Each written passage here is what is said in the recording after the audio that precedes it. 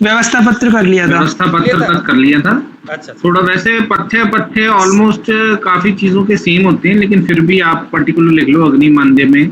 नहीं है, पथ्य भी वैसे अलग ही होते हैं, मैं मुझसे गलती से निकल गई ये बात। सर वैसे व्यवस्था पत्र क्या होता है वो एक बार बता देंगे? मतलब व्यवस्था पत्र का प्रिस्क्रिप्शन जिसे हम कहते हैं, ओके। औषधि व्यवस्था पत्र मतलब उसका प्रिस्क्रिप्शन है। देखो अभी आप जो है ना प्रैक्टिस कर रहे हो ना, तो आप ये बात ध्यान में थोड़ा सा रखना कि मल्टीपल मेडिसिन मत देना अभी, क्योंकि आप एकदम से शुरुआत के उसमें हो मोड में, है ना। जैसे कहने का मेरा अर्थ है, मान लो आपके पास वातज अग्नि मानदेय का पेशेंट है या कफज अग्नि मानदेय का पेशेंट है, तो उसमें आप सिंगल ड्रग से शुरू हो, जैसे पंचकोल चूरन दे दिया, आधा आधा चम्मच दे दिया, साथ में अभ्यारिष्ट दे दिया, ठीक है ना। ऐसे शुरू होना आप, ठीक है ना, एकदम से। ये तो मैं आपको नॉलेज दे रहा हूँ कि आप धीरे धीरे धीरे धीरे जैसे जैसे आपको कॉन्फिडेंस आता जाएगा ना। और हमेशा आयुर्वेद में एक काम जरूर आपने करना है, हमेशा सिंगल ड्रग से शुरू होना है। कभी भी ये नहीं है कि आपको ज्ञान है बहुत ज्यादा तो ठीक है जी, आपने कितना सारा लिख के दे दिया उसको, ये ले भी, ये ले ले, तो ये भी ले ले, ये भी ले ले, ये भी ले ले। ऐसे कभी भी नहीं करना आपने प्रैक्टिस में, ये बहुत इंपॉर्टेंट बात है। जब भी आपने शुरुआत करनी है प्रैक्टिस में, क्योंकि जितनी भी आयुर्वेदिक औषधियां है ना, एक ही औषधि बहुत सारे काम कर जाती है, ठीक है। अब आप गिलोय को लो, ठीक है, गिलोय ने ज्वर को भी ठीक कर देना है, गिलोय ने ऑटो इम्यून डिसऑर्डर जो है वो भी ठीक कर देने हैं, गिलोय ने एलर्जी भी ठीक कर देनी है, ठीक है ना। तो एक ही औषधि जो है कितने सारे कार्य कर रही है। आपको क्या करना है, आपको मूल पकड़ना है उस चीज का, उस बीमारी का मूल हमेशा पकड़िए। प्रैक्टिकल बात क्या है, ठीक है ना, प्रैक्टिकली आपने क्या चलना है, वात पित्त कफ में से, और ये बीमारी कैसी है, ये थोड़ा सा मैं जनरल व्यू अभी आपको बता रहा हूँ। कोई भी बीमारी में स्टार्ट हो, अभी हमने अग्नि मानदेय किया, तो अग्नि मानदेय मुख्यतः किससे थी, कफज व्याधि है बेसिकली, है ना। मेन जो मूल तत्व है वो कफज के कारण, कफ के कारण मंद अग्नि, लेकिन उसमें अनुबंध है, वातज का अनुबंध है तो वातज अग्नि मानदेय, पित्तज का अनुबंध है तो पित्तज अग्नि मानदेय, कफज अग्नि मानदेय, ऐसे अलग अलग उससे टाइप है, ठीक है। तो ये आपने समझ के, इसको ही हम कहते हैं दोष दूष्य समूर्छना। चरक जी ने एक जगह पे अपने चैप्टर में, हमने पढ़ा नहीं, चरक आगे पढ़ते, तो एक जगह पे चरक जी ने कहा हुआ है कि जिस भी वैद्य को दोष दूष्य समूर्छना समझ लग जाए ना, व्याधि का नाम की जरूरत नहीं है आपको, आपको ये पता लग रहा है कि ये दोष चल रहा है और ये जो है धातुओं में, इन धातुओं में ये नुकसान कर रहा है, ठीक है ना, ये दोष है, इन धातुओं में ये नुकसान कर रहा है, इसके साथ मिलते जुलते ये द्रव्य हैं जो मैं इसको ठीक कर सकता हूं। तो आप चाहे व्याधि का आपको नाम भी नहीं पता, अब चिकनगुनिया है, चिकनगुनिया में क्या है, आम की उत्पत्ति है, आम की उत्पत्ति होती है, जोड़ दर्द होते हैं, ठीक है ना, पित्त का साथ में वो होता है फैक्टर, पित्त फैक्टर साथ में आ जाता है। तो पहले आपने क्या करना है, उसमें आम को जो है चुभन सी चुभें होंगी, चुभके वाली दर्दें होंगी, जिसमें भी चुभकन वाली दर्दें हैं, दर्द हो रहा है बहुत ज्यादा, चुभके पड़ रहे हैं, वातज व्याधि, वातज वात साथ में है, ठीक है ना। अगर उसको साथ में जलन हो रही है, कुछ हो रहा है, ठीक है, जोड़ों में जलन भी हो रही है दर्द के साथ, इसका मतलब पित्त का अनुबंध है। ऐसे आपने उसको मूल सोचना है, उसका कारण क्या है, पीछे क्या हो सकता है। ये बात मैं अभी इसलिए आपको बता रहा हूँ क्योंकि जो हम अब अजीर्ण करने जा रहे हैं ना, उसमें मेन जो हमने पीछे अग्नि मानदेय में किया था, अन्न विष पढ़ा था ना अभी हमने, अन्न विष। अग्नि मानदेय होगा तो अन्न विष बनेगा, आम का अपक्व अन्न होगा, अपक्व अन्न जो है वो अन्न विष के रूप में कन्वर्ट हो जाएगा। और सारी की सारी व्याधियां, जितनी भी व्याधियां हैं, सब का जो मूल कारण है वो अन्न विष है, ठीक है ना।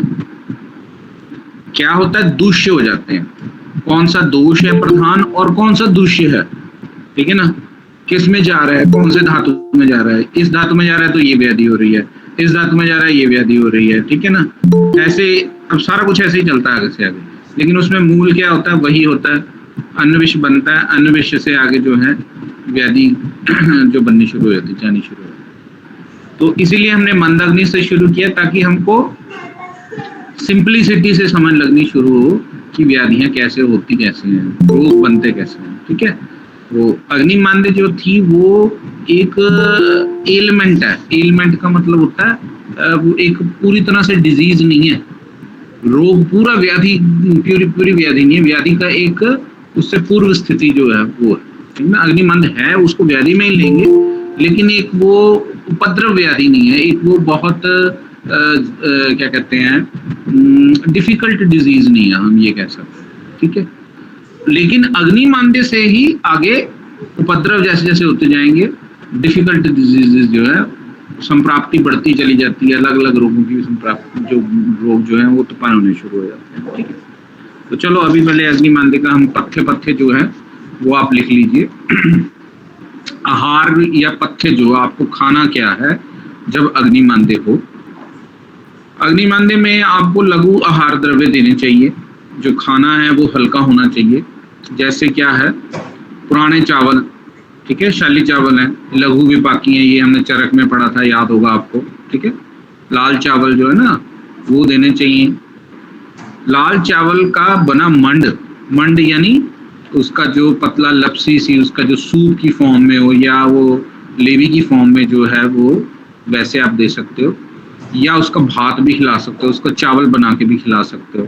ठीक है, धान के लावा का मंड, ये भी हमने पढ़ा था, जिन्होंने चरक की क्लासेस अटेंड करी है उनको शायद पता होगा, धान का लावा, खील जिसे कहते हैं, ठीक है, चावलों की। ठीक है, वो अच्छा है, इसमें दे सकते हो।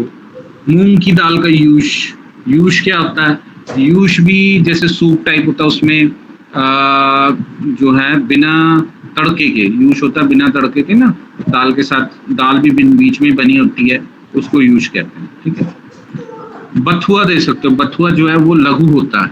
ठीक है ना, बथुआ खिला सकते हो। ठीक है, फिर बताया कच्ची मूली दे सकते हो। ठीक है, लहसुन चीजों में लहसुन थोड़ा सा डाल सकते हो। ठीक है, सहजन यानी शुभांजन जो है वो आम का पाचन करती है, आर्थराइटिस में भी इसको देते हैं। ठीक है, आम का पाचन करती है। परवल की सब्जी दे सकते हो, परवल बहुत अच्छा है। ठीक है, करेला आप दे सकते हो। ठीक है, आंवला भी दे सकते हो। ठीक है, आंवला ठीक है, बिल्कुल अच्छा है, ये सभी रस होते हैं इसमें, एक रस को छोड़ के, लवण रस को छोड़ के। अनार दे सकते हो, अनार बहुत अच्छा है, अग्निमांद्य में अनार सबसे बढ़िया है।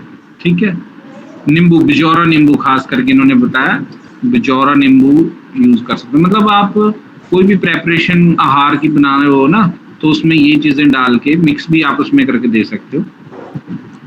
अदरक, नमक, सेंधा नमक, धनिया, ठीक है, जीरा सकते हैं ना, तक्र और कटु तथा तिक्त रस युक्त पथ्याहार विहार जो है वो दे सकते हैं।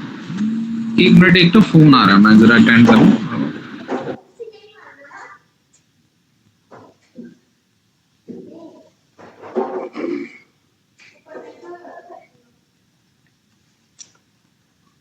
हाँ जी, इनकी जो है ना प्रत्येक जो बातें हैं इसको आप लोग नोट करना, ये बुक्स के आधार पर ये पढ़ा रहे हो। ओके, फिर शनिवार के दिन फिर हमें अच्छा, मतलब अच्छी तरह से वो समझ में आएगा, है ना। नहीं तो फिर बहुत सारे लोग कहेंगे सर हमारे सिर के ऊपर से निकल गया, वो निकलेगा ही निकलेगा अगर यहाँ आपने ध्यान से नहीं सुना था। योगेश जी जो पढ़ा रहे उसको ध्यान से सुनिए, नोट करिए, बिल्कुल बेसिक लेवल से ये पढ़ा रहे और फिर आगे बढ़ते रहेंगे। ठीक है जी, हाँ जी सर।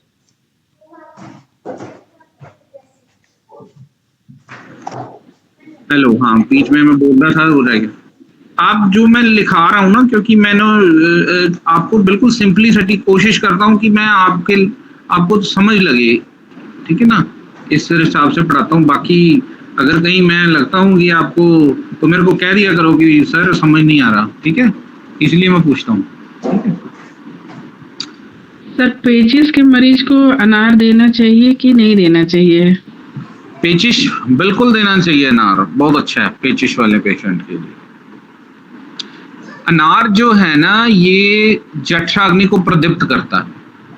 चाहे लूज मोशन वाला पेशेंट है उसको भी आप अनार दे सकते हो, लेकिन जिसको कॉन्स्टिपेशन है, जिसको मलावरोध ज्यादा है ना, उसको अनार का जूस हम जरूर देंगे। उससे ये होगा कि जठराग्नि प्रदीप्त होगी। लेकिन जो अनार का एक मरीज को हम दिए थे, एक मरीज को हम अनार खाने बोले तो उसको अनार खाते के साथ बहुत तेज जलन होने लग रहा था, तो ऐसा क्यों हो रहा होगा? उसकी प्रॉब्लम क्या थी? उसको पेचिश हो रहा था, आम आ रहा था और हल्का सा फीवर भी था। उसको ज्यादा खट्टा ना हो अनार, ये भी ध्यान रखो। अगर ऐसा पेशेंट है तो उसको मीठा अनार दे दो ना, क्योंकि अनार में अम्ल का गुण तो होता ही है ना, ठीक है। अच्छा, लेकिन रोगी पित्तज था।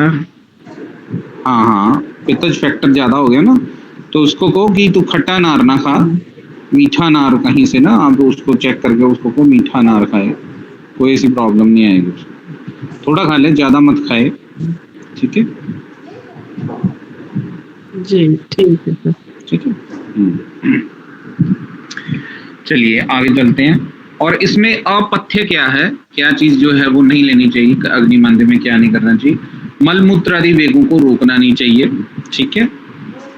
तीक्ष्ण विरेचन ना करवाएं। कई बार ये न सोच के तीक्ष्ण विरेचन, जैसे अग्निमांद्य में हम कह देते हैं कि अगर पंचकर्मा है तो तीक्ष्ण विरेचन ना करवाएं, ठीक है। अध्यशन नहीं करना चाहिए। अध्यशन का क्या अर्थ होता है? अध्यशन का अर्थ होता है जैसे आपने खाना खाया अभी, ठीक है ना, 2 घंटे के बाद कुछ खा लिया, ठीक है, बीच में फिर कुछ ना कुछ खाते रहना, उसको अध्यशन कहते हैं, ठीक है ना। तो ये चीज आपने नहीं करनी है, उनको कहना मना करना है। रात्रि जागरण, रात को जागना नहीं है, रात को जागने से वात का प्रकोप होता है, वो नहीं करना है, ठीक है। विषमाशन, विषमाशन भी बात वही है। अध्यशन हो गया, भी आपने खाना खाया 2 घंटे, जैसे अभी खाना, उसका अर्थ है, अध्यशन का एक्चुअल अर्थ है कि आपने खाना खाया, खाना भी पचा नहीं, आपने कुछ और खा लिया, ठीक है, उसको पचने नहीं दिया, 3-4 घंटे का समय नहीं दिया। विषमाशन क्या होता है? विषमाशन होता है कभी खा लिया कभी नहीं खाया। कहने का अर्थ है आपको भूख लगी है, आपने खाना नहीं खाया, ठीक है, प्रॉपर टाइम पे नहीं खाया, जब आपको भूख लग रही तब। विषम, विषमाशन, विषम यानी टाइम पे ना खा के, जो टाइम नहीं है तब खा लिया, उसको विषमाशन कहते हैं, ठीक है। ये थोड़ा सा टर्म का फर्क है। उड़द या चावल, उड़द की माश की दाल उन्होंने कहा है सबसे जो है ना अपथ्य है, ठीक है। और चावल, उड़द के साथ चावल, उड़द के साथ चावल ये नहीं खाना, ठीक है, ठीक है। उसके आटे से बने पदार्थ भी नहीं खाने, उड़द की दाल के आटे से बने पदार्थ, चावल के साथ बने हुए जो पदार्थ हैं चावल के आटे से, ठीक है।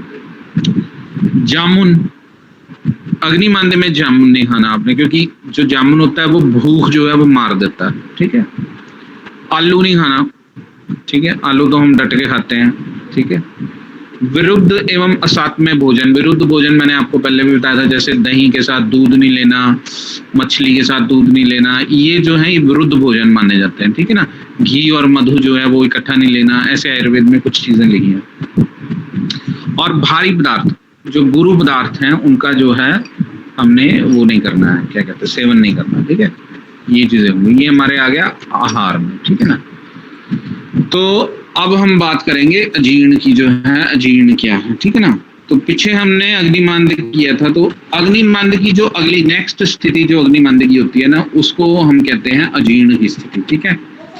अब इसमें अजीर्ण में है क्या? इसमें सारा जो चक्कर मेन है वो अन्न रस का है, जो हमारा आहार रस बनता है उसका आगे जाके जो अग्निमांद्य है ये एक स्थिति है, उसका जो बाय प्रोडक्ट है अग्निमांद्य की जो अगली स्थिति है वो अजीर्ण है। अग्निमांद्य में क्या हो रहा है कि अग्नि जो है मंद हो रही है, जठराग्नि मंद हो रही है, ठीक है ना, और आहार रस बन रहा है। अब वो आहार रस जो बना है, जो अपक्व आहार रस जो अपक्व है, जो वो विष बन गया, अब वो विष बन के आगे जो है इनडाइजेशन कर रहा है, ठीक है ना, आगे जो है दोष बढ़ा रहा है, ठीक है। तो वो जो है वो स्थिति जो है उसको हम क्या कहते हैं, अजीर्ण की स्थिति होती है। जो मंदग्नि थी उसमें जो मेन फैक्टर था, जो हमारा मूल जो मेन जो दोष था वो कफ था, जिसके साथ बाकी सारे मंद हुए थे। पित्तज था, वातज, अग्निमान, पित्तज, कफ। जो अजीर्ण है इसमें जो प्रधान दोष है वो कौन कौन से हैं? कफ और वात, ये दोनों है। ये चीज आप लिख लीजिए। जो अजीर्ण है इसमें कफ और वात दोनों दोष जो हैं वो प्रधान है। और इनके साथ फिर आगे जैसे जैसे इनकी टाइप्स हैं, ठीक है, अजीर्ण की कितनी टाइप्स हैं, 7-8 प्रकार की इन्होंने टाइप्स बताई है, मैं आपको बता ही देता हूँ, आप लिख लो। एक आमाजीर्ण इन्होंने बताया है, ठीक है, एक इन्होंने विष्टब्दा जीर्ण बताया है, ठीक है, विदग्धा जीर्ण बताया है, ठीक है, आमाजीर्ण, विष्टब्दा जीर्ण और विदग्धा जीर्ण, ठीक है। फिर इन्होंने बताया है रस शेष अजीर्ण बताया है, रस शेष अजीर्ण, ठीक है। फिर बताया है दिन पाकी अजीर्ण, ठीक है, दिन पाकी अजीर्ण, ठीक है। फिर एक बताया है प्राकृत अजीर्ण, ठीक है। एक बताया है लीन आम अजीर्ण, लीन आम अजीर्ण, ठीक है। ऐसे कितने हो गए? 1 2 3 4 5 6 7 होगा, ठीक है ना। तो ऐसे हैं टाइप्स बताई हैं। इनकी हम जो है डिटेल भी पढ़ते हैं क्या है। पहले अजीर्ण के बारे में करेंगे, फिर उसके जो सामान्य अजीर्ण के जो पहले सामान्य लक्षण करेंगे, ठीक है, फिर उसके बाद में विशेष लक्षण जो है, फिर विशेष एक एक जो प्रकार उसकी लेके चलेंगे, ठीक है। ये इंट्रोडक्टरी मैंने बता दी। अब हम आराम से बुक पढ़ते हैं। बुक के साथ साथ जो जो मैं बताऊंगा वो चीजें नोट आप करते चले जाना। गुरुजी ये चरक से ही बता रहे हैं गुरुजी? हाँ, ये चीज मैं आपको बताऊंगा।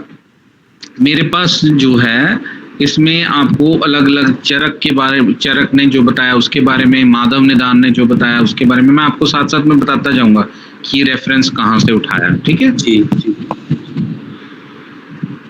अब क्या है, खाए हुए भोजन का ठीक ढंग से ना पचना, ठीक है। पहले क्या स्थिति थी? अग्निमंद की स्थिति थी, अग्निमंद हुई थी। अब भोजन का अच्छी तरह से ना पचना यानी इनडाइजेशन, ठीक है, उसको क्या कहेंगे? अजीर्ण। जठराग्नि की मंदता से, अब क्या है, जठराग्नि की हुई मंदता, उसका बाय प्रोडक्ट।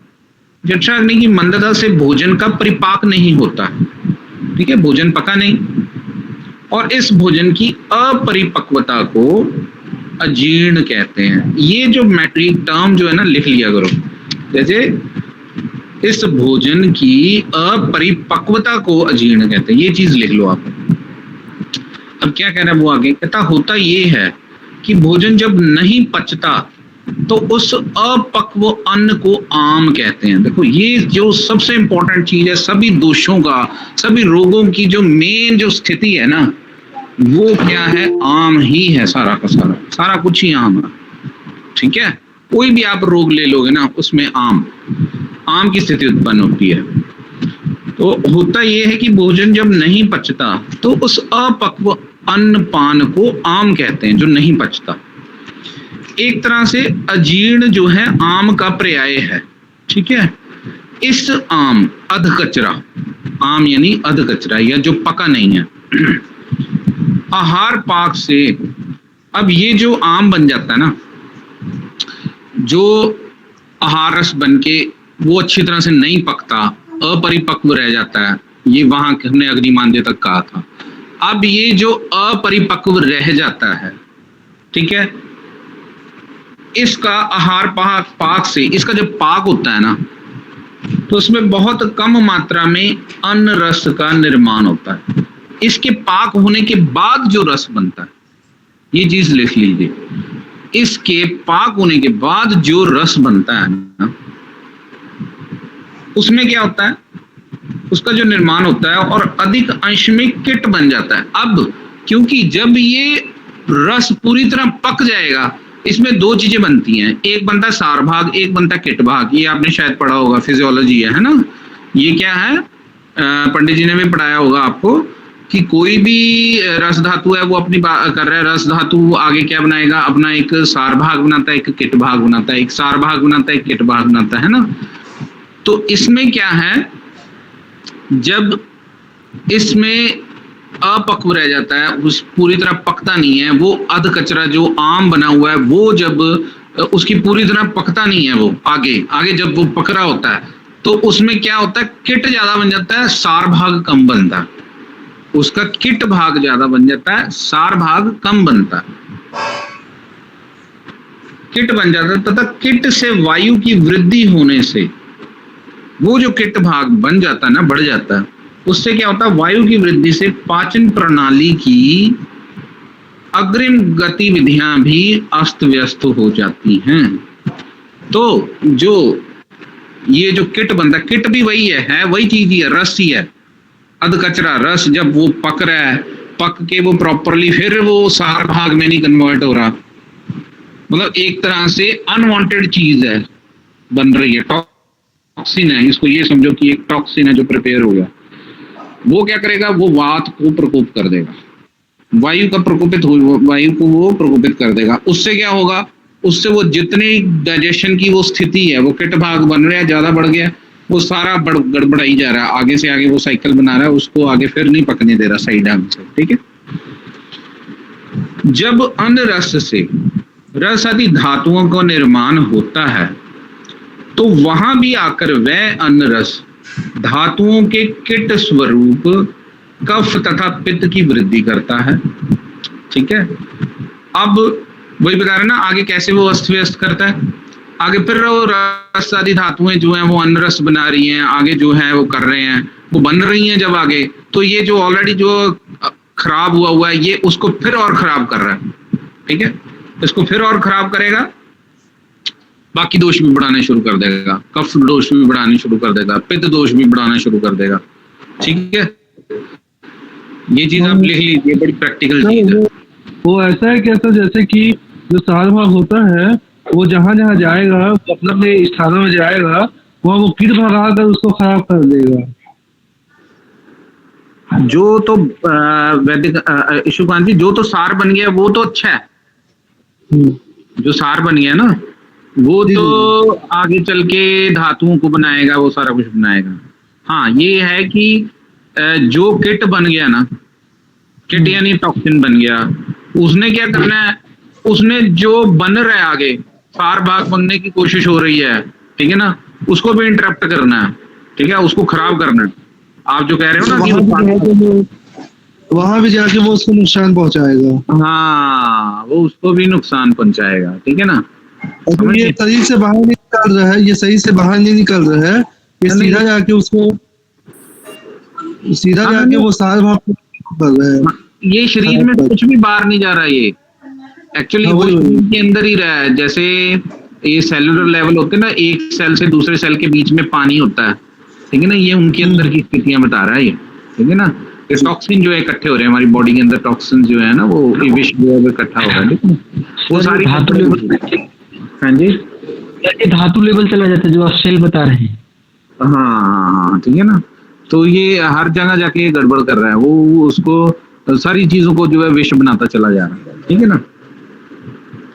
किट स्वरूप कफ और पित्त की वृद्धि करता है। इस तरह अजीर्ण अथवा आम दोषों को प्रकोपित कर बढ़ा देते हैं। ठीक है ना। अजीर्ण अथवा आम दोषों को, आम जो ये जो आम है ना, दोषों को प्रकोपित करके बढ़ा देता है, इसलिए अजीर्ण रोग समूह का मूल कहा गया है। इसीलिए कहता है जो अजीर्ण है इसको सभी रोगों का जो है वो मूल कहा गया है। ये जो मैंने जो ये आपको रेफरेंस पढ़ाई है ना, ये सारी की सारी रेफरेंस जो है ये माधव निदान से ली गई है। ठीक है, आप इसको लिख लीजिए। ठीक है ना। क्योंकि जो माधव निदान था ना, इसने थोड़ा उसको बहुत अच्छी तरह उसको एक्सप्लेन किया था कि एक्चुअल में हो क्या रहा है, थोड़ा उसने मॉडर्न के साथ कंपैरिजन करके बताया था। ठीक है ना। क्योंकि चरक में ये जो बातें बताई है ना, ये चरक के चिकित्सा स्थान में ही सिर्फ बताई है जहाँ पे अग्निमांद्य का वर्णन है। जो गृहिणी चिकित्सा अध्याय की बात करी है ना, गृहिणी रोग चिकित्सा की बात करी है, वहां पे इसका वर्णन है। लेकिन उसको प्रॉपरली विवेचन इसका प्रॉपरली जो किया वो फिर माधव निदान ने कर दिया। ठीक है, चले आगे। कुछ पूछने वाली बात पब्लिशर बता दीजिए, क्योंकि बुक के पब्लिशर नहीं होती तो बुक मिलती नहीं है। माधव निदान तो ऐसे ही मिल जाएगा मैम आपको। बाकी मैंने आपको उस दिन बताया था, मेरे पास अलग अलग बुक्स हैं, आप ले सकते हो। काया चिकित्सा की बहुत बुक्स आती है मार्केट में। सर मैं दरियागंज में रहती हूँ, बहुत सारे पब्लिशिंग हाउस हैं, 50 बुक पढ़ी हैं, सारी काया चिकित्सा की हैं, अलग अलग लेखक हैं। ठीक है, आप लिख लीजिए, वैसे लिख लीजिए, विद्याधर शुक्ल लिख लीजिए, ठीक है। गुरुजी कौन से अध्याय से ये है माधव निदान में? हाँ जी, कौन से अध्याय से है ये गुरुजी? कौन से अध्याय की बुक में कौन सा अध्याय है? जी बुक में नाम ही इसका है अग्निमांद्य जीर्ण, टॉपिक है उसमें। अभी का धन्यवाद। है गुरुजी, हाँ जी, अभी जो पढ़ा है वो कौन सी किताब में है? लिख लीजिए आप, विद्याधर शुक्ल है, ठीक है। आप देखिए किताब में ना जाया करे कभी, लिख लीजिए, मेरे को कोई चक्कर नहीं है, आप लिखिए विद्याधर शुक्ल की बुक है, ठीक है, उसको पढ़ो। बात ये है कि जब मैं आपको बता रहा हूँ ना कोई चीज, ये प्रैक्टिकल बात है, ठीक है ना। उसको क्या है समझना कैसे है, आप पढ़ते रहोगे आपको कई बार नहीं समझ लगेगा। लिख लीजिए, आपको ऐसा चक्कर नहीं है, विद्याधर शुक्ल की बुक है, ठीक है। पर आप अपने नोट्स खुद बनाएं, जो इम्पोर्टेंट बात है ना, जो मैं आपको बता रहा हूँ, क्योंकि कई बातें जो बुक्स में लिखी हैं वो थोड़े मैं अपनी तरफ से जो बताता हूँ वो आप लिखिए साथ में। बुक के ऊपर ना पूरा जाइए, बुक ले लीजिए चाहे। इसमें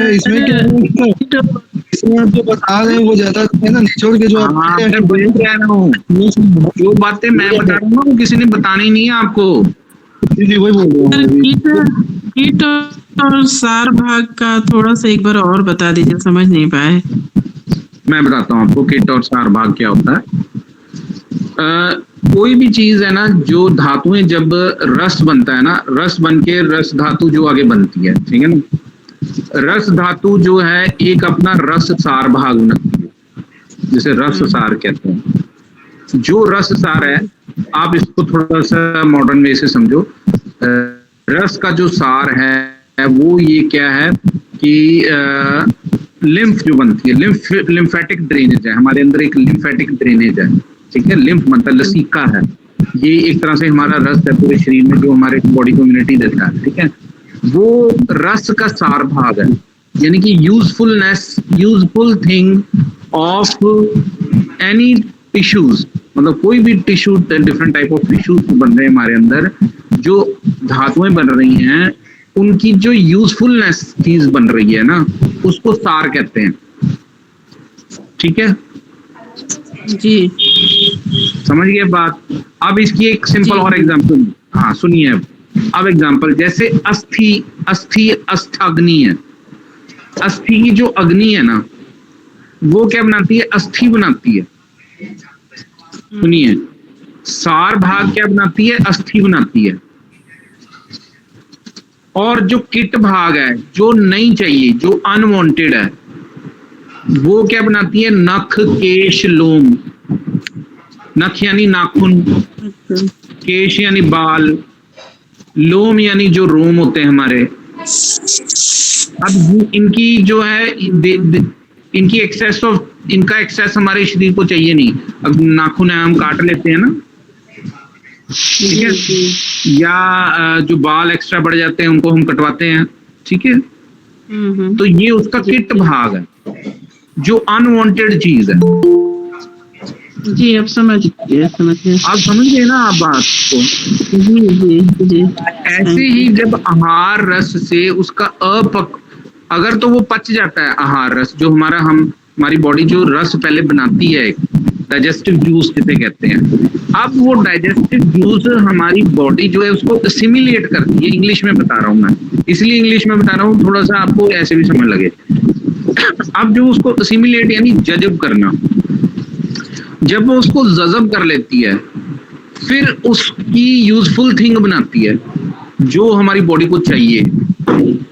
यूजफुलनेस थिंग्स जो बनाती है, जो यूजफुलनेस आगे जो अपना रस बनाती है, जैसे लिम्फेटिक ड्रेनेज बना रही है, या अंदर जो अपने फ्लूइड्स बना रही है, जो उसको उसमें से जो तो फ्लूइड्स या जो रस जो पॉजिटिविटी की तरफ है, जो हमारी बॉडी के लिए चाहिए, वो बन रहा है, फिर तो ठीक है, इसका मतलब पाचन अच्छा हो रहा है।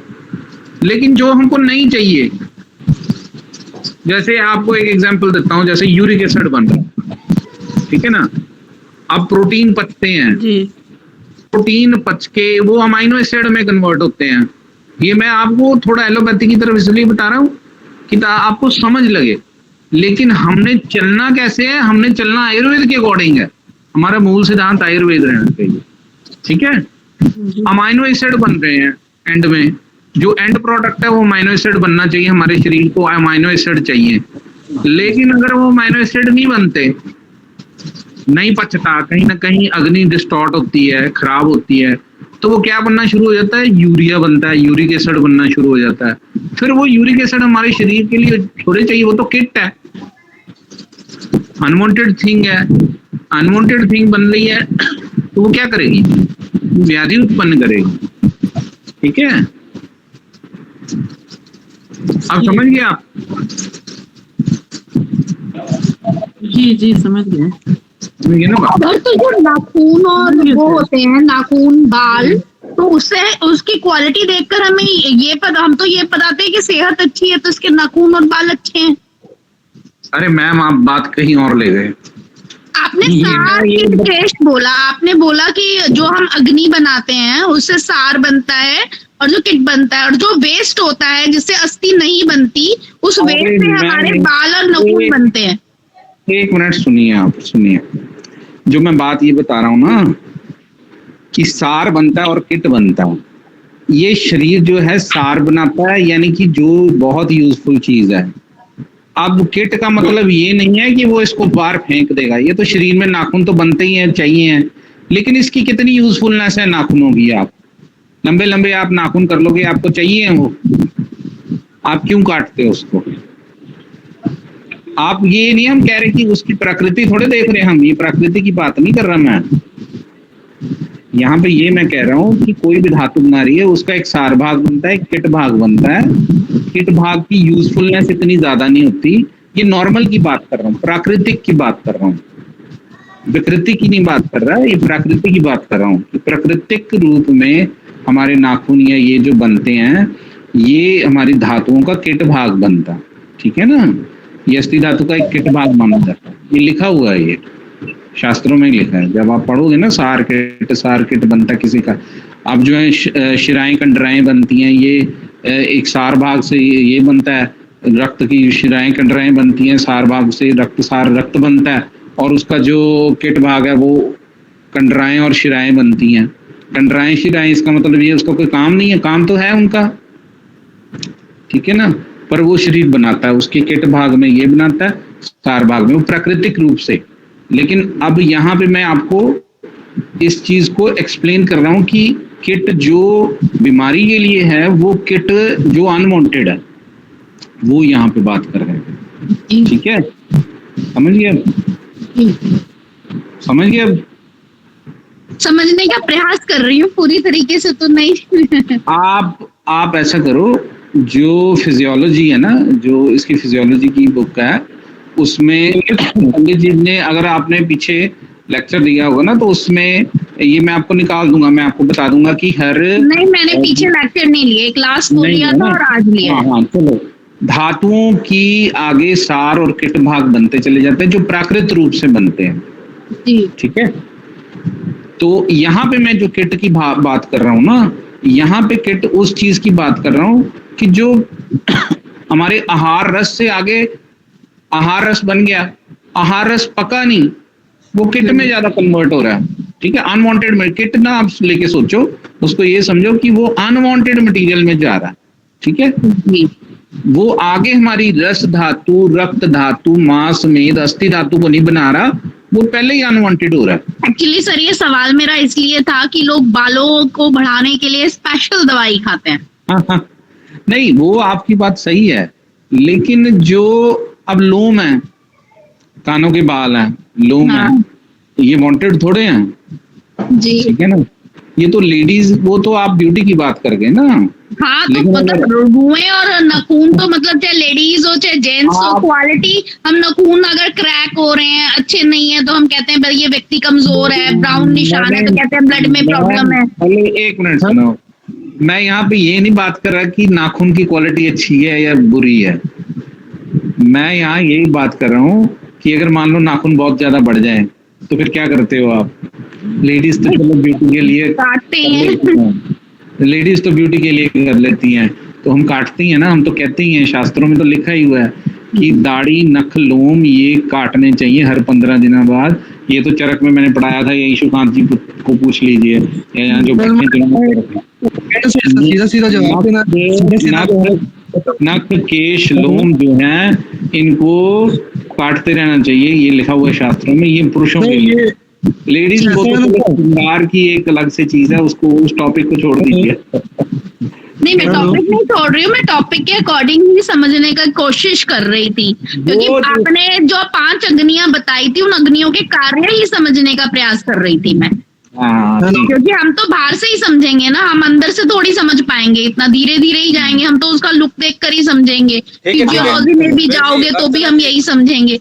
अब जो मैं ये समझने की कोशिश कर रही थी, आयुर्वेद में जैसे हम दवाई खाते हैं, तेल भी बनते हैं, सब कुछ बनता है, तो क्या हम अपने अस्थियों को कमजोर कर रहे हैं अपने बालों को बढ़ाने के लिए? क्योंकि उस अग्नि मतलब जो सार अग्नि है उसी से हमारी हड्डियां बन रही हैं। अब हम हड्डियों को कमजोर करेंगे तो क्या हमारे बाल और नाखून बनेंगे? क्योंकि वो उसका हीट भाग है। ना आप गलत ले जा रहे हो। हेलो, ऐसे नहीं, जो अस्थि धातु है ना, अस्थि धातु 2 चीजों में कन्वर्ट करती है, एक उसका सार भाग होता है, एक उसका किट भाग होता है। अब आप ध्यान बताओ, जो सार भाग है ना वो अस्थि धातु बनाता है, समझो। जो उसमें जो किट भाग है, किट भाग का मतलब यहाँ पे नहीं अनवांटेड लेने का समझना। जैसे कैरेटिन है, इसको हम एलोपैथी में लेके चले, कैरेटिन है, ठीक है ना। जो कैरेटिन है ये बालों को भी बनाता है, जो कैरेटिन है ये नाखूनों को भी बनाता है, लेकिन ये जो कैरेटिन है ये अस्थि को नहीं बनाता। आप समझे बात? हाँ। सार भाग क्या है? अब अस्थि अग्नि है, अस्थि अग्नि जो है उसने अस्थि को बनाना, उसका कार्य है अस्थि। जो उसका मेन उसका वर्क है वो अस्थि है, उसका जो बाय प्रोडक्ट है वो बाल है, नख है, लोम है। आप समझे बात? जी, आप समझ गई बात को? जी ठीक है जी डॉक्टर साहब, आगे बढ़िए आप। हाँ, इसका मतलब नहीं पंडित जी, इनको क्लियर हो जाए, नहीं तो कंफ्यूजन आ जानी है। तो ये है, तो समझ गए आप? यहाँ पे मैं जो पेट की बात कर रहा हूँ ना वो अनवांटेड थिंग है। चलिए आगे चलते हैं। तो अजीर्ण जीर्ण का अभाव है, उसे जानने के लिए जीर्ण का लक्षण जानना बहुत जरूरी है कि जीर्ण क्या होता है, कि अपना क्या होता है, पहले ये चीज समझे। डकार का विकार रहित आना, ठीक है ना। अगर आपको डकार आया, खाना खाया आपने, डकार आ गया अच्छे से, तो इसका मतलब है वो जीर्ण है, जीर्ण की स्थिति है। अर्थात कच्ची डकार या अमल आदि विकृत डकार ना आना, मतलब कोई विकृत डकार ना हो, सिंपल आना। तो वो क्या है? शरीर और मन में सबलता तथा कार्य करने का उत्साह होना। खाना खाया आपने, खाना आपको पच गया, आपको जो है उत्साह है, तो एनर्जी लेवल जो है बढ़ गया है, ठीक है। तो ये क्या है? ये जीर्ण है, ठीक है। मल मूत्र का त्याग वेग सहित और यथोचित रूप में होना, अच्छी तरह से आप अपने उससे निवृत्त हो रहे हो, प्रॉपर जो है विघ्नों से। शरीर में और विशेषकर कोष्ठ में हल्कापन प्रति, जब खाना खाया आपने, खाना खाने के 2-3 घंटे बाद आपको ऐसे लग रहा है कि हाँ मेरे को बिल्कुल सही हूँ, मैं हल्का महसूस कर रहा हूँ खाना खाने के बाद, ठीक है, तो वो जीर्ण की स्थिति है। ये इसलिए जीर्ण की स्थिति बता रहे हैं कि इससे विपरीत जो आप ऑब्जर्व करोगे ना अपनी बॉडी में या पेशेंट को, तो वो अजीर्ण की स्थिति है। भूख प्यास का यथा समय अनुभव, और आपको भूख लगनी अच्छे से, फिर से दोबारा 3-4 घंटे के बाद बहुत अच्छी भूख लगनी, ठीक है, ये जीर्ण आहार के लक्षण है, ठीक है। तो ये जीर्ण किसे कहते हैं वो उसकी परिभाषा है। तो जब अजीर्ण होता है, जब अजीर्ण होगा तो क्या होगा? मन अप्रसन्न होगा, ठीक है, खुशी नहीं होगी मन में। मुख मलिन, मुख मैला मैला जो है वो ऐसा प्रतीत होगा। और धूमिल होता है, धूमिल का मतलब कई बार पका पका सा मुंह रहेगा, धूमिल, वो पित्तज फैक्टर आ गया। मलिन वाला हो गया, वो कफज फैक्टर आ गया। ठीक है। शरीर तथा कोष्ठ में भारीपन होगा, शरीर भारा भारा रहेगा। ठीक है, ये अजीर्ण की स्थिति में। कोष्ठ में जकड़ाहट होती है, पेट जो है कसा कसा टाइट रहेगा, ऐसे बिल्कुल जैसे जकड़ा हुआ है। ठीक है। चक्कर आता है। ठीक है, जब खाना पचेगा नहीं, ठीक है, तो चक्कर भी आएंगे। ठीक है। और क्या है, वात की गति अवरुद्ध या विलोम हो जाती है, प्रॉपरली वायु का अनुलोम नहीं होगा। ठीक है। मल का विबंध हो जाना। ठीक है, मल विबंध हो जाएगा। ठीक है, यानी कि कॉन्स्टिपेशन हो जाएगी, अथवा मल की अति प्रवृत्ति होना, ये दोनों बातें होंगी। अभी कोई कह रहा था कि भी उसको पेचिश लग गए हैं या वो है, तो वो भी एक अजीर्ण की स्थिति आ गई है। ठीक है ना। अगर कई बार अतिसार हो जाता है, लूज मोशन लग जाते हैं, वो भी एक तरह का अजीर्ण होता है। ठीक है। अजीर्ण में दोनों स्थितियां होंगी।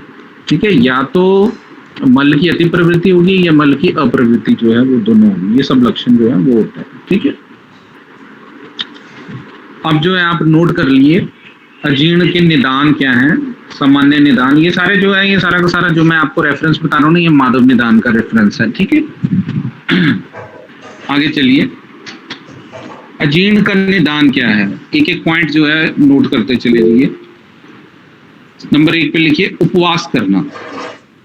अगर आप ज्यादा व्रत रखोगे, ठीक है ना, तो वो भी अजीर्ण की स्थिति उत्पन्न करेगा। ठीक है ना। व्रत नहीं रखने, ज्यादा लंबे समय तक भूखे नहीं रहना। ठीक है। उससे क्या होगी, हमारे उसके पित्त की अम्लता जो है वो बढ़ जाएगी। ठीक है। उससे भी अजीर्ण की, आगे खाना पचेगा नहीं, जब आप खाना खाओगे तो पचेगा नहीं। ठीक है। दूसरा है अजीर्ण होने पर भी भोजन करना, यानी ऑलरेडी आपको थोड़ा बहुत अजीर्ण है, खाना नहीं पचा, आपका कसा कसा रह गया पेट, या आपको भूख नहीं लग रही है, आप फिर भी खाना खा लेते हो। ठीक है ना। तो ये कौन सी स्थिति है कि अजीर्ण होने पर भी भोजन कर लेना, दोबारा से फिर से भोजन कर लेना। अधिक भोजन करना, ज्यादा खा जाना, ओवर ईटिंग कर लेना। ठीक है ना। ये भी इसका कारण है, अजीर्ण का निदान है। कभी अधिक कभी अल्प तथा अनियमित भोजन करना। ठीक है। कभी ज्यादा खा लेना, कभी कम खाना। ठीक है। तो अनियमितता जो है ऐसे खाने में जो रखना। ठीक है ना, बहुत इंपॉर्टेंट है। इसलिए कहते थे टाइम पे, आप टाइम पे खाओ, जो आपका भूख का टाइम है, जब आपको भूख लग रही है उस टाइम पे खाओ। ठीक है। तो ओवर ईटिंग मत करो, अधेशन मत करो। अधेशन मतलब कि आपने खाया है, थोड़े दिन देर के बाद फिर आप खा लो, ऐसे अभी वो बच्चा नहीं है तो खा लो। तो ये सब अजीर्ण के कारण। प्रकृति देश काल के विपरीत सात्मय भोजन करना, ये कितनी इंपॉर्टेंट चीज है। प्रकृति देश काल तीनों चीजें के विपरीत असात्मय भोजन करना। ठीक है। कैसी आपकी प्रकृति है, अगर आपकी कफज प्रकृति है तो कफ आहार विहार करी जा रहे हो, आप कफज आहार ही लेते जा रहे हो, तो वो क्या करेगा, वो अजीर्ण ही करेगा। पित्तज प्रकृति है तो खट्टी तली चीजें कई होते हैं जिनकी प्रकृति, देखिए इसलिए प्रकृति नोट करनी चाहिए। प्रकृति आपको अपनी खुद जज करनी चाहिए, मेरी ये प्रकृति है, तो उस हिसाब से मैं भोजन करूं। पित्तज प्रकृति का व्यक्ति है, खट्टी तली चीजें ज्यादा खा जाएगा तो क्या होगा, ठीक है ना, विदग्धा जीर्ण हो जाएगा उसको। ठीक है। और अगर कफज का वाला व्यक्ति है, परोंठे खा ले भाई जी, आलू के परोंठे सब चक्की दिए, तो उससे क्या होगा, कफ बढ़ जाएगा, कफ की दिक्कत हो गई, उससे क्या हो गया ऑलरेडी वो, फिर वो भी गलत है। ठीक है ना। तो प्रकृति जैसी है उसके विरुद्ध। अब कई लोग होते हैं, एक एग्जांपल बताता हूँ, कफज प्रकृति वाले लोग हैं, उनको हरी मिर्च बहुत सूट करती है। ठीक है। और उनको खानी चाहिए आहार में हरी मिर्च। ठीक है। लेकिन पित्तज प्रकृति या वातज प्रकृति वाले जो व्यक्ति हैं, उनको हरी मिर्च बिल्कुल नहीं लेनी चाहिए, नुकसान करेगी। ठीक है। ये जजमेंट है। ठीक है। तो ऐसे प्रकृति देख के भोजन जो है वो करना चाहिए। देश, अब देश है, अनुपदेश है, जंगल देश है। ठीक है। हमारा जो देश है वो साधारण देश है। ठीक है ना। ये पंजाब जो है ये साधारण देश है। वहाँ जो आपके बिहार है, यूपी है, वो जंगल देश है। जंगल देश होता है जिसमें वात की प्रधानता होती है। ठीक है ना। लघु चीजें होती हैं वहाँ पे, खाना वहाँ के चावल जो है बड़े लघु होंगे, हैवी नहीं होंगे। अगर वहाँ की प्रकृति के उलट यहाँ पे जैसे वहां से हमारे पास जो यूपी और बिहार से जो लोग हमारे पास यहाँ पे पंजाब में आते हैं, उनको माश की दाल जो है, उड़द की दाल नहीं पचती, ठीक है, लेकिन हमको पंजाबियों को पच जाती है, ठीक है ना।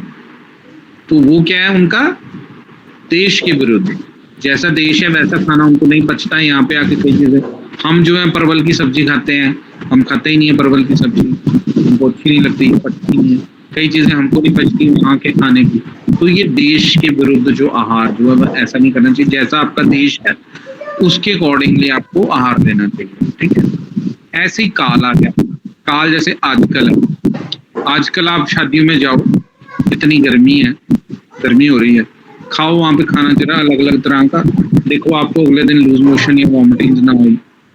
क्यों? क्योंकि आजकल का जो आपका जो टाइम है, जो काल है, वो ग्रीष्म ऋतु आने वाली है, तो जठरा अग्नि वैसे ही जो है वो मंद है, वैसे ही है, जठरा अग्नि वैसे ही है। लेकिन अगर आप सर्दियों में अगर आप सही खाना खा लोगे, ज्यादा खाओगे, शादी ब्याह वगैरह में जाते हो तो पच जाता है कुछ, ठीक है। तो ये अपना हो गया प्रकृति देश काल के विपरीत और साथ में भोजन करना, उससे भी अजीर्ण होगा। 6वां पॉइंट है अति गुरु भोजन करना, ज्यादा हैवी वो नहीं करना चाहिए।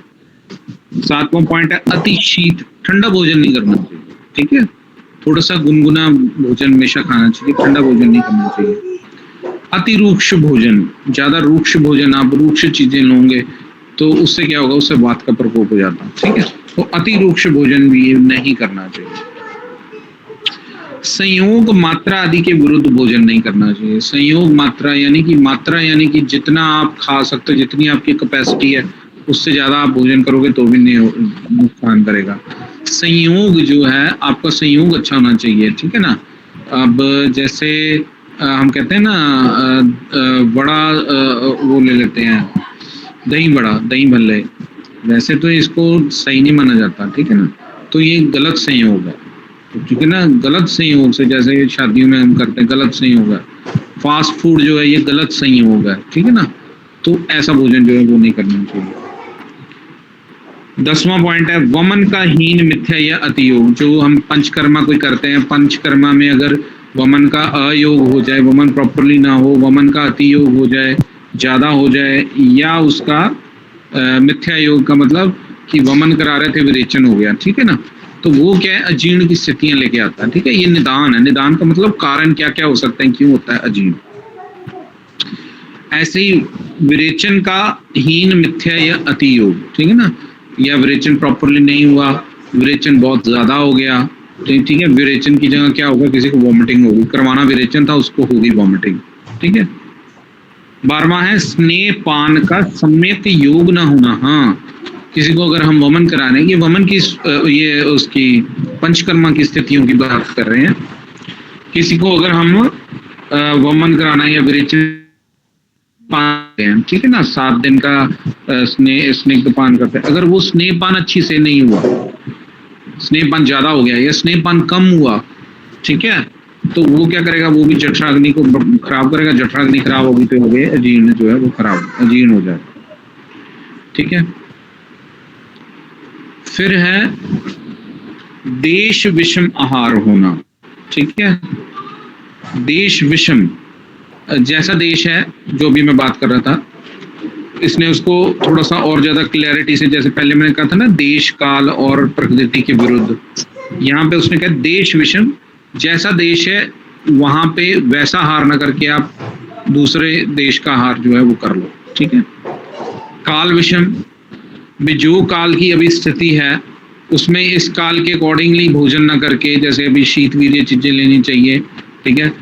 क्या कहते हैं, उष्ण वीर्य चीजें जो है ज्यादा खा ले, ठीक है ना। तो ये काल विषम हो गया। ऋतु विषम, जिस ऋतु में जो खाना चाहिए उससे विरुद्ध आहार कर लो, तो वो भी। मलमूत्र आदि वेगों को रोकना, ठीक है। अगर आप जो है मल या मूत्र इसको रोकोगे तो भी नेचुरली उससे जीर्ण जो है वो होगा, ठीक है। पदार्थ, जल का अधिक पीना, पानी भी बहुत ज्यादा नहीं पीना। जैसे खाना खाया, खाना खाने के बाद एकदम से कितना ज्यादा पानी पी लिया, ठीक है, तो ये भी नहीं करना, ये भी अजीर्ण की स्थिति ले आता है। दिन में सोना, ठीक है, ज्यादा दिन में सोते रहना, चलो ग्रीष्म ऋतु है, ग्रीष्म ऋतु में तो आप दिन में आधा एक घंटा सोना चाहिए, अच्छा माना जाता है। लेकिन अदरवाइज जो है ज्यादा सोना जो है वो भी अजीर्ण का कारण है। तभी कह रहे हैं ना, रात्रि जागरण नहीं करना और दिन में नहीं सोना ज्यादा, ठीक है, वो भी अजीर्ण, कॉन्स्टिपेशन हो जाती है कईयों को।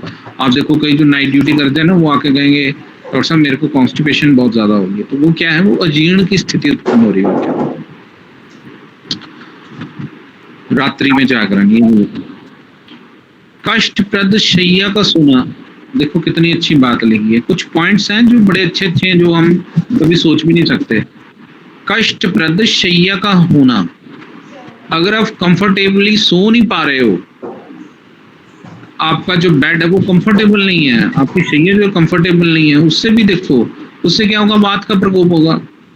अनकंफर्टेबल हो, वात का प्रकोप होगा, वात का प्रकोप है तो अजीर्ण की स्थिति ले आएगा। देखो कैसे इन्होंने ये छोटे छोटे पॉइंट्स कई बार लिख लेने चाहिए, क्योंकि कई बार प्रैक्टिकली पेशेंट बताता है कि डॉक्टर साहब मैं ना सही ढंग से सो नहीं पाता, या ऐसी चीजें जो होती है ना, ऐसी जो बताते हैं, आप सीधा याद रखो ये अजीर्ण का एक कॉज ये भी हो सकता है इसके अंदर, ठीक है ना। देखो एक और भी जो है आपकी सोच के ऊपर, मानसिक सोच कैसी है, ईर्ष्या करना, आप किसी से ईर्ष्या करते हो, वो भी एक कारण। ये देखो ये बताया हुआ है सारा का सारा, ये बताया हुआ है चरक चिकित्सा अध्याय में। ये जो बात मैं आपको बता रहा हूँ ना, ये चरक चिकित्सा अध्याय में बताई है। चरक चिकित्सा अध्याय 15वां चैप्टर जो है गृहिणी चिकित्सा अध्याय का, उसमें बताया हुआ है ये चीजें, ये जो मैं बता रहा हूँ। ईर्ष्या करना, भय खाना, डर जाना, डरने से भी, नेचुरली डरने से भी होता है, ठीक है। क्रोध करना, एक्स्ट्रा जो क्रोध करना है उससे भी, लोभ करना, ठीक है, लालच करना, उससे भी हो जाता है। क्या बात है। रोग पीड़ित होना, चलो किसी और रोग से आपको, किसी को कोई और रोग है उससे पीड़ित होना, उससे अजीर्ण की स्थिति उत्पन्न हो सकती है। मन में दीनता का भाव होना, ठीक है, दीनता का भाव यानी अपने आप को नेगेटिविटी अपने अंदर होनी, ठीक है, दुखी रहना, ठीक है ना, तो वो भी एक कारण है अजीर्ण, नेचुरली उसका सीधा प्रभाव जठराग्नि। क्योंकि आपने एक श्लोक सुना होगा, सम दोष सम अग्निश्च सम धातु मल क्रिया प्रसन्न आत्मा इंद्रिय मन स्वस्थित्य भी जाता है। ये पढ़ा है किसी ने ये श्लोक?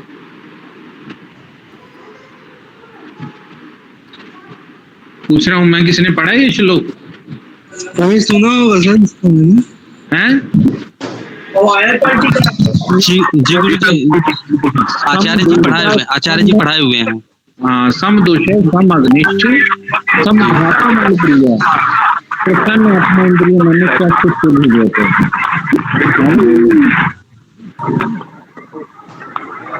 जी, उसमें क्या लिखा है? उसमें लिखा है सम दोष, दोष सम की स्थिति में, सम अग्निश्च सम धातु मल क्रिया, सारे सम धातु मल क्रिया सब प्रॉपर हो रही है।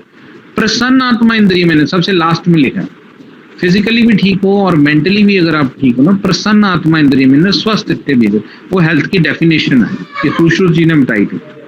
तो मन में अगर नेगेटिविटी है, दीनता का भाव है, वो सीधा हमारी जठर नर्व्स जो हैं वो उनके ऊपर इफेक्ट होता है, नर्व्स के ऊपर इफेक्ट होगा तो नर्व्स जो है वो हमारे स्टमक में भी जाती हैं।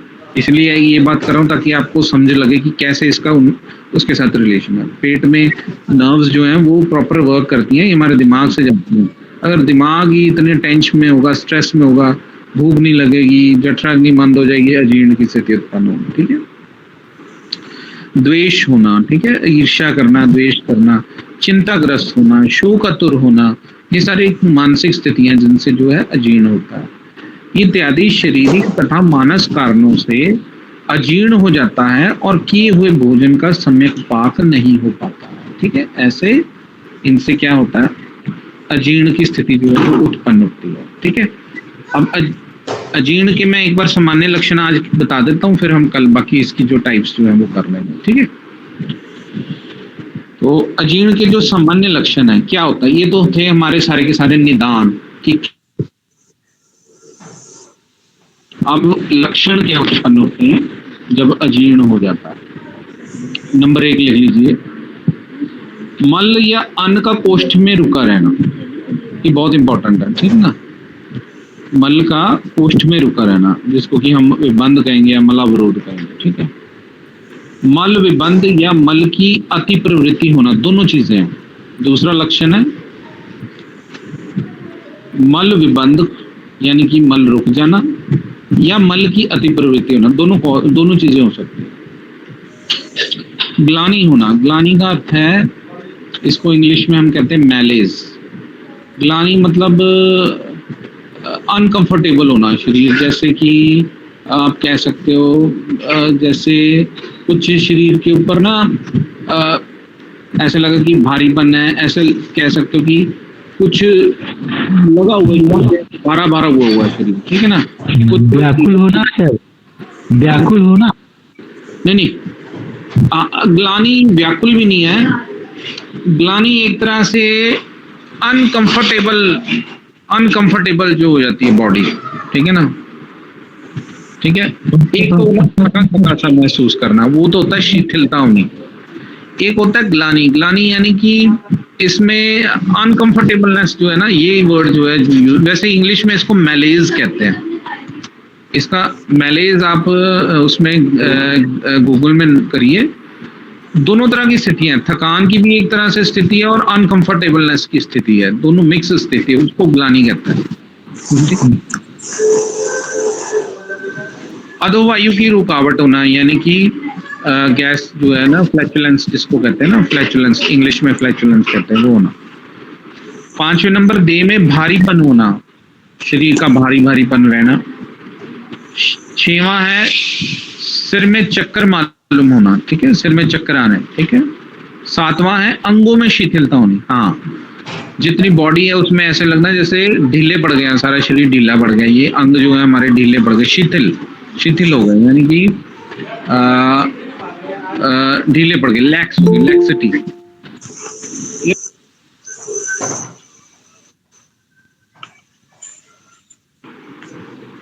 ठीक है। शिरशूल होना, सिर दुखना शुरू हो जाता है।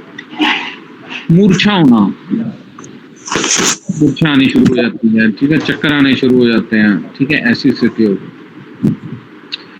पृष्ठ और कटी में जकड़न, पृष्ठ यानी पीठ में जकड़न हो जाएगी, कटी प्रदेश यानी पेल्विस जो रीजन है उसमें भी जकड़न की स्थिति होगी, ठीक है। जम्भाई आना, जम्भाई यानी यॉनिंग स्थिति, जो जम्भाई करना, वो होना, ठीक है। अंगों में वेदना होना, वात का प्रकोप होता ही होता है, अंगों में वेदना, ये मैंने आपको आगे भी बताया था। कई लोग जो होते हैं उनको वो कहते हैं डॉक्टर साहब मेरा शरीर दर्द करता है, जब दब्बो होता है मेरे गैस पास हो जाती है। तो मतलब क्या है, विशेष साइकिल बन गया कि अगर अधोवायु की रुकावट हो रही है तो अंगों में वेदना होनी शुरू हो जाती है, ठीक है। प्यास लगना तथा ज्वर होना, बार बार प्यास लगती है क्योंकि अजीर्ण है, ठीक है, तो प्यास लगेगी, अजीर्ण में प्यास बहुत लगती है, ठीक है। ज्वर भी हो जाएगा, क्यों? क्योंकि जठरा अग्नि मंद होगी तो ज्वर होने की स्थिति होती है, ठीक है। वमन होना, उल्टी आने को मन करेगा, भरा भरा पेट है, कई बार इंडाइजेशन होती है ना, आप शादी ब्याह इसमें गए हुए, शादियों में जाते हो, खाना खा लिया, ओवर ईटिंग हो गई तो वॉमिटिंग आ जाती है, ठीक है ना, वो जीर्ण की स्थिति होती है, एक्चुअली इंडाइजेशन होती है। बार बार शौच लगना, लूज मोशन लग जाना, ये भी इंडाइजेशन है। भोजन में अरुचि होना, खाना खाने का मन, नेचुरली जब इंडाइजेशन होती है तो खाना खाने का मन ही नहीं करता, ठीक है। भोजन का ना पचना आदि लक्षण अजीर्ण के सूचक होते हैं, ठीक है। तो ये जो है सारे के सारे अजीर्ण के जो हैं ये सामान्य लक्षण, ठीक है। ठीक है जी, कल करें बाकी। जी सर। सर एक छोटा सा क्वेश्चन कि जो कटी में जकड़न होती है वो इससे कैसे रिलेटेड है अजीर्ण से? मतलब ऐसा क्या होता है कि कई लोगों को मैंने देखा है कि लंबर लोडोसिस का प्रॉब्लम अजीर्ण के कारण हो रहा है, उनको काफी सालों से। हाँ, ऐसा क्यों होता है सर? वात का प्रकोप, वात है ना, वात से लंबर लोडोसिस उसमें कैसे हो जाता है सर? मतलब वो पूरा जो कर्वेचर है वो पूरा अफेक्ट कैसे हो जा रहा है उससे? नहीं, अजीर्ण की स्थिति से। हाँ सर, लंबर लोडोसिस कईयों को देखा है जो नहीं, पर लंबर नहीं होता क्या? लंबर लॉर्डोसिस वो डिजीज है ना, उसके कारण कॉन्स्टिपेशन हो सकती है, हाँ अजीर्ण हो सकता है, ये उसके कारण हो सकता है। ओके, हाँ, ये उस बीमारी के कारण अजीर्ण होता है, लेकिन अजीर्ण के साथ जकड़न होगी, कोई वो बैक एक की प्रॉब्लम नहीं होगी। ठीक है, समझ गए? सर जकड़न मतलब क्या, मतलब उसमें जकड़ा हुआ, stiffness. Okay okay okay okay, ठीक है, ठीक है सर, ठीक है पंडित जी, थैंक यू सर। हाँ जी हाँ जी हाँ जी। ओके। ये ऐसा है, अभी किसने सवाल पूछा था? यही तो बात है ना, आप लोग वीडियो क्लास में अटेंड करते हो। कल की हमारे क्लास में क्या बात हुई थी उदावर्त के संदर्भ में? उदावर्त के विषय में उन्होंने क्या पढ़ाया था? पढ़ाते आप लोग भूल जाते हो यार, और आज आप पूछ रहे हो कल पढ़ाया वही चीज आज पूछ रहे हो। सर पूरी बुक नहीं होती है तो पूरे नोट्स भी नहीं लिख पाते हैं, फिर चीजें लैंग्वेज समझ नहीं आती, इसीलिए बुक का नाम पूछ रहे थे। और फिर वीडियो भी हर वक्त सारा पूरा नहीं देखा जाता, कई बार मिस हो जाता है, रेगुलर क्लास है ना, इसीलिए बुक का नाम पूछ रहे थे। नहीं बुक तो आप देखो, आप आयुर्वेद में क्या है कि जड़ी बूटियों के संदर्भ में एक बुक है जिसका नाम है द्रव्य गुण विज्ञान, एक है माधव निदान जो कि आपको हेतु और उसके बारे में, निदान के बारे में बताता है। कल हमारे यहाँ उदावर्त नाम का एक व्याधि के बारे में बात हुआ था। वैद ईशुकांत जी, आपको पता है कुछ कल क्या बात हुई थी? गजानंद जी ने मुझे एक जी सर, जी सर मैं मुझे पता है ये उदावर्त। हाँ वो उदावर्त आप पढ़िए जरा। सर उदावर्त के विषय में क्या बताया था उन्होंने, क्यों उदावर्त होती है? उदावर्त के संदर्भ में उन्होंने चरक का एक रेफरेंस दिया था। वो सर वो जो ना पेट का फूल जाना है ना एक वायु के कारण, अरे भैया उन्होंने रेफरेंस दिया था कुछ, उसको पढ़िए आप। उदावर्त के संदर्भ में उन्होंने एक रेफरेंस दिया था, एक चरक और एक भेल संहिता के हिसाब से। देखने दीजिए। नहीं सर, सारी किताबें तो पॉसिबल नहीं हाँ सर, होगी, जैसे एक किताब संहिता जिसमें थोड़ा सा सारा कुछ हो। बाघ भट्ट के जो ग्रंथ है वहां पर अर्स के बाद उदावर्त की बात किया हुआ है। जी सर, हाँ। और चरक संहिता में त्रिमर्म जो संगीत जो अध्याय है वहां पर उदावर्त की बात किया हुआ है। तो उदावर्त ही जो अभी आपको यहाँ किसी ने सवाल पूछा उसका कारण है वो उदावर्त। त्रिमर्म जो हमारे जो है ब्रेन है, हार्ट है, हमारा वस्तु स्थान है, त्रिमर्म हो गया। इस त्रिमर्म में जब वायु का प्रभाव होता है और उससे उद आवर्तत, वहां पर वायु में जब कफ का आवरण जब वहां पर होता है तो वो वायु फिर क्या होता है, वो ऊर्ध्वगामी होता है।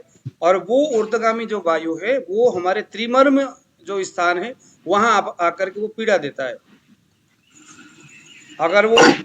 अगर वो उदावर्त होने वाला वायु अगर कफ के साथ संयोग कर रहा है तो वहां त्रिमर्म स्थान में कफ का लक्षण दिखेगा। अगर वो पित्त के साथ संसर्ग हुआ, पित्त का आवरण से हुआ है तो वहां पर आपका जलन हो गया, इस तरह की चीजें वो दिखाएगा।